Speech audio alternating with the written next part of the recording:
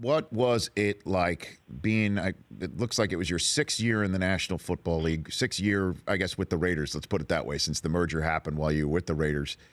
And a quarterback named Ken Stabler strolled into camp. What was that moment like, Fred? It was going to be late nights. No.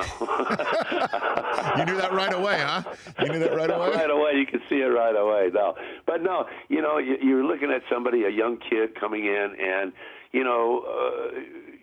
very few times you see guys that are young guys coming into the league, and they just have that poise about them, and just that poise and demeanor that they carry, that they know what they're doing. They're in total control of themselves.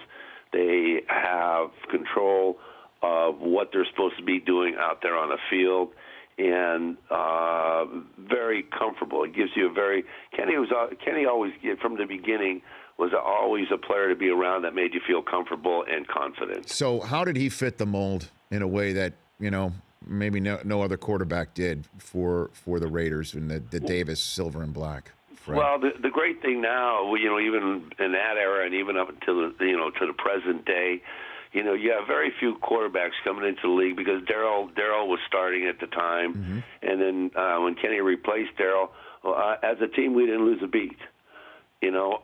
Kenny just fit right in, and we just continued the success with Kenny for the next number of years, and there was never really a change, adjustments. What we had to do, like shorten the game plan down, make it a little bit more, more fundamental in practice, that type of thing. Kenny just fit right in and just took the reins over from Darryl and just carried us on further. Did Madden ever have to discipline him for off-the-field stuff in a way that we didn't know, Fred? All John cared about is if you showed up, you were on time, and you practiced hard. That's it. But no, never. John always, being around John for a number of years, playing for him, he was always the guy that really didn't want to get into finding players, sort of say reprimanding players for, how they were acting or whatever. We had such a great team that we kind of did that ourselves internally. And when things did happen, and John was forced to do things or find people or, do whatever he had to do if somebody got out of line, John did it. But that was not John's character. He always wanted to stay away from that.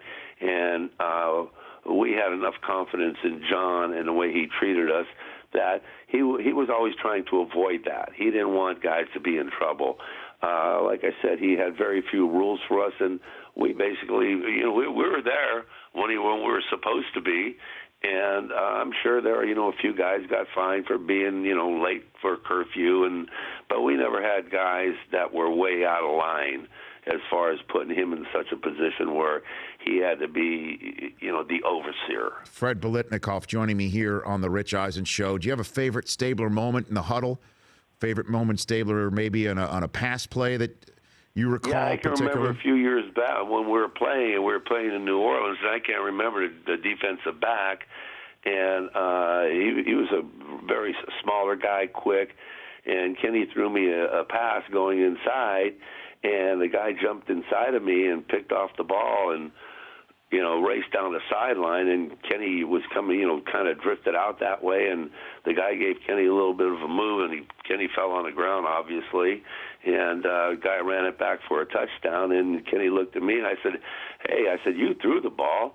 And then we were walking on the field. I said, hey, boy, you got to practice those tackling drills, man. I said, you got to stop that guy. And he just looked at me and started laughing, because it was such a unique moment, where nowadays, you see quarterbacks, how they handle players on offense on the sideline. Kenny was never, ever that way. And he always had so much respect for the guys on the field that, talking and having a conversation was more Kenny's way than getting mad at somebody. The Rich Eisen Show, weekdays at noon Eastern on Audience.